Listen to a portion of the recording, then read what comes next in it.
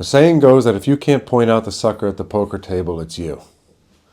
Now, selling your business, just like a lot of other things in business, requires skill, requires temperament, requires the right approach, knowledge, know-how to make sure that you get a good outcome, because the spectrum of outcomes is very broad.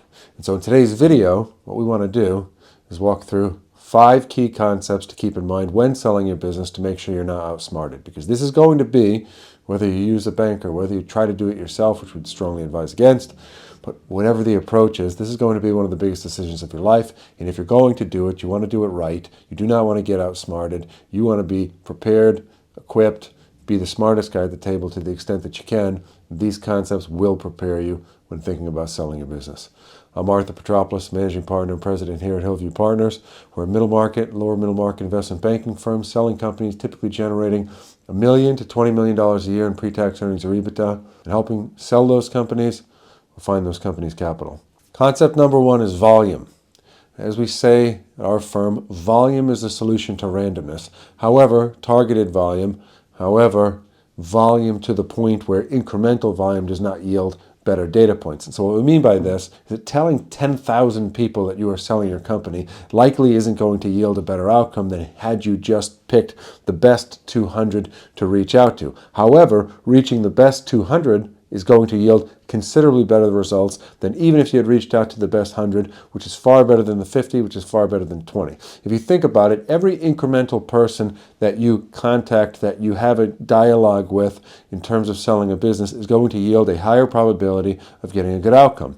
But that is a diminishing return. So as you go up and up and up in terms of the volume, the level of certainty, the amount of data points will increase, however, at a diminishing return. Because truly, if you are selling a company, are there going to be more, from our analysis, than 200 people that have a strong need for the business? Not people where it would just be nice, but 200 people where they are missing a puzzle piece, either your access, either your capabilities, something they wanted to build, but now they can just buy. That's, from our hundreds of deals, the number that optimizes the probability, while at the same time managing item number 2, which is discretion. If you are not discreet in the process of selling your business, employees find out, competitors find out, customers find out. Now think about it. If you're in the position of the seller and the world is finding out that your company's for sale, things are getting jittery and stuff, who do you think that gives leverage to in the process of selling your business? You wanted to sell your business, but now you feel urgent. Now you feel like, well, there's no turning back. Well, we have to do it because the whole world knows about it. Well, if that's the case, when the buyer says, you know what, I didn't really like your working capital. You know what? I think we're going to tweak the structure here and put more in an earnout. I think we're going to raise the bar of the earnout. I think we're going to keep you working for a little bit longer after. That's going to make us comfortable. And look, we want to get to the completion, right? Because the whole world already knows about this. The word's out on the street. The key to selling a company is that if you ultimately don't sell your company, you don't want the world to know that it was ever even being contemplated. It needs to be quiet. It needs to be discreet. And so in the process of selling a business, so that you are not outsmarted, you must demand from the exercise and ensure that the exercise is done in a discreet, confidential way. So again, that's the counterbalance. That's somewhat the yin and the yang, is how do you get sufficient volume to eradicate randomness, yet sufficient discretion and confidentiality. And that has to do with process. What information are you sharing at what sequencing? Is it anonymized at first? How does it progress from anonymized? How do you vet, evaluate? How do you winnow down crowds? These are all kind of tricks of the trade, but the concepts need to be something that you think about. And so concept 1 being volume. How are we going to reach out to enough people to make this scientifically significant? And 2, how are we going to keep this discreet so that, again, customers, competition, employees aren't finding out until, if and when we decide we want them to. Concept number 3 is structure. Everybody talks about the value of a company. I want to get 6 times. I want to get 8 times. I want to get 10 times. 2 things to think about in terms of structure. One is the structure of the actual valuation of the business. 10 times what? 8 times what? And so people say, well, my net income is $2 million and someone paid me 7 times for it. They paid me $14 million. I didn't need a banker to do that. This is the greatest outcome ever. If you can get that, wonderful. But 7 times what? Is $2 million the normalized adjusted EBITDA? Does it take back the personal items? Does it take back the non-recurring items? Does it take back the right sizing, if you will, of perhaps some larger executive compensation historically? A lot of times people come to me and they say, oh, we had offers at 6 times. I say, 6 times what? And they say our net income. And we look at the net income and it's $2 million on the income statement, but when we normalize it, it's $3 million. So even if we got 6 times that $3 million of 18 million, it's going to be more than 7 times the 2 million, which would have been 14. Right? So again, that's structure piece number A. That's structure component A. Structure component B is the actual transaction. People say, well, I'm going to sell the company for 8 times, for 7 times. We say, great, what's the structure? Well, 40% of it's at close, and then 30% of it's going to be a rollover into some permanent equity that's never going to be liquid, and 30% of it's going to be contingent on the company hitting certain hurdles that it's never hit before, and me ensuring it does that. Say, that sounds like 40% of the offer. So if someone was paying you 7 times, then you have 2.8 times really secure. The rest of it's wampum. The rest of it's a hope and a prayer. It's not to say that the post-transaction consideration can't be significant. In many situations we sell, a quarter of the deal is going to be some sort of rollover. A quarter of the deal is going to be, could be seller note, could be earn out. Those are really kind of the 3 chunks of structural deal consideration. But we make sure, what are the earnouts? Are they achievable? Are they well defined? Are we comfortable with them? 2, is there a seller note? What is the collateral for that? What is the expectation of timeline? 3, if we are rolling over equity, into what? With what definitive monetization or liquidation of, in terms of, if I'm rolling my equity into the next business, when is that going to sell? When is that going to turn into cash? And if it's going to be too long, I want the right to do it beforehand at certain points in time at certain implied valuation, right? And so that's the concept, though, is the idea of structure. So people always talk value, value, value. Value is important. It's the thing you're going to see in the headlines in the Wall Street Journal. But structure is truly, what do you get, when do you get it, and what do you have to do to get all of it? Now, concept number 4 is the transition. So very few companies can you just throw the keys at the buyer and ride off into the sunset on a black stallion. In reality, you are going to have some transition period after closing. The question is, how long of a transition period? What's appropriate? What's normal? What's average? And so if you are selling your company and the buyer says, it'd be wonderful if you could stick around for 5 years maybe to help us bring this company forward, to help us keep growing. You're going to have some chips on the table anyways. You might as well stick around. Right? And you say, well, what am I going to actually do during this time period? And they say, well, you can help us a little bit. It's not going to be too taxing. Definitely not the same as what you're doing now.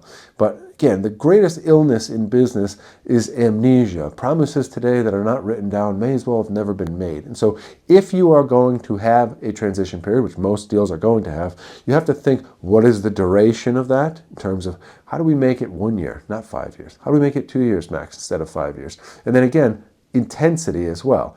2 years in a Siberian gulag is a lot different than 2 years making a few phone calls and trying to keep some good client relationships. But it has to be defined. And you don't know what you don't know. So if you don't think of that as part of the negotiation, it's going to be something that I guarantee you the default language or the default approach is going to be as much time as we need, and trust me, it'll be great. And maybe it will. But again, in God we trust. Everybody else, let's just write things down. And concept number 5, and this one is surprising, but I see it so often, is questions. You must ask questions. There's acronyms, jargon, assumptions, presumptive language that people say in every single deal that even us as bankers doing this for 20 years are going to ask. And what I always find in meetings is that if there's 5 people on your side of the table and the person on the other side says, oh, you know what, we're going to predicate that earnout on the LTV to CAC ratios that we define over the post-transaction trailing 12, forward-looking 12-month period, and it's a bunch of acronyms and jargon and things like that. And if the ROI on that exceeds kind of the, some spread over the risk-free rate, then we will deem the earnout to have been earned. And I've seen people just say, oh, yep, okay, sounds good, yep, right? And it's not because they actually understand. Because I don't know, in these situations, I'd raise my hand and say, guys, English, please. If we cannot spell this out on one side of a on one side of an index card, it's too complicated. I tell people, explain this to me like I'm a 3rd grader, and if we can make that make sense, then we have something to do. But you have to ask the questions. You cannot be afraid to Someone's going to think you're dumb, someone's going to do this, right? If I see someone go through a process that they've never been in before, and so in many cases, if someone is selling a business, it's going to be a first iteration of doing that. If you don't ask any questions, that's when I say that person's really putting their neck out there, that person's really making a lot of assumptions, they're taking a lot of risks. So as a banker that's been doing this for 20 years, I will sit there and ask every question. If you could be annoying or not know what's going to happen and get jammed on a deal, be annoying. Ask every single question. And that's the concept in this business, is that you can be very bright in business. Asking a question about one element of business does not imply that you don't know other things about other business, right? We've sold $1 billion worth of companies, but if I was sitting there outside watching someone plant a sycamore tree in my backyard, I would still say, why are you doing it that way? What is the depth of the hole? Why are we positioning it this way? What are all these green little things you're throwing in the dirt with it? How often does this need to be watered? You need to understand it. Again, you don't know what you don't know, and so you have to ask. Better to turn over every rock, better to really understand the ins and outs of something, so that way you get comfortable. If there's an ounce, and I say to our clients all the time, if there's an ounce of discomfort in the process, it means we haven't asked enough questions. It means we haven't poked and prodded enough. These deals, they're not as fragile as people think in terms of the actual dialogue between parties. Because we've had parties that say, I didn't want to annoy them and ask this. I didn't want to push too much and ask this. Trust me, when someone wants to buy something, they're really not going to go away unless something materially changes with the business that makes the thing they're buying worse. So if you say, look, hold up a second, we need to understand this. Let's just spell it out in English. You don't have to be abrasive. You don't have to be pushy. You don't have to be rude. But there must be clarity. There's a way to do it diplomatically, yet sternly, and you have to ask those questions. And so let's recap the concepts for today's video. If you are going to sell your business, there's 5 key concepts that you really need to focus on throughout the process to ensure that you are not outsmarted by the buyer. The first of these is going to be volume. Get sufficient volume of the process such that when you are speaking to the buyer, you have data points to actually compare things to and an understanding. It's very difficult. You can't rest a pencil on one nail in the wall. You need multiple spots, and then you can draw a trend line. You have to see where all the dots on the map go in. It's very difficult to do that if you only have 1 or 2 data points there. The second is going to be discretion. If the publicity of your deal would work against you, then the outward knowledge that this deal is happening will work against you, and the leverage will be with the other party. It will be a rush to get to the closing, and they will know that if they put their heels in the sand or start to waste time, it will cause you pain. Keep the leverage on your side, keep the discretion, make sure that that is a highlighted element throughout the exercise. Number 3, structure. In the actual valuation, in the actual consideration that you are paid for the company. 4 is the transition. How long? What do I need to do? I think you're a great guy, but let's just write it down. People do not understand anything well that they cannot write down clearly. Let's just do the exercise. Even if you say, hey guys, let's just take an academic exercise and try to write this down in bullet points, it will clarify, it will actually spot other issues, and it will allow you to get to the right conclusion. Number 5, ask questions. Poke, prod. If it's unclear, ask a million questions.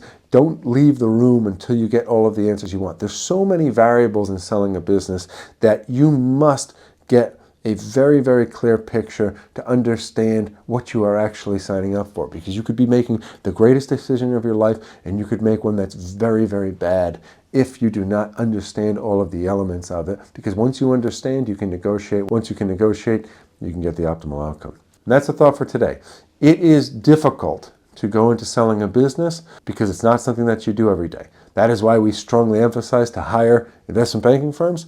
And even with that, you will still be in many ways the ultimate decision maker of all of the steps of the process, what you will actually accept. It's our job to put all of these things in front of you, to gather all of the data points, to do it in an intelligent manner, to extract what we can from the market and give you advice, yet you will always have the prerogative to make the ultimate decision. And these 5 concepts, having them in mind, emphasizing them throughout the exercise, and never relenting or just kind of accepting or assuming along the way, will yield a better result every time. And these are the things we emphasize with our clients in every engagement where we're selling a company. And so that's the thought for today. Hope the week's been a good one. Appreciate everyone's time. Keep pushing forward. God bless. We'll see everyone next time.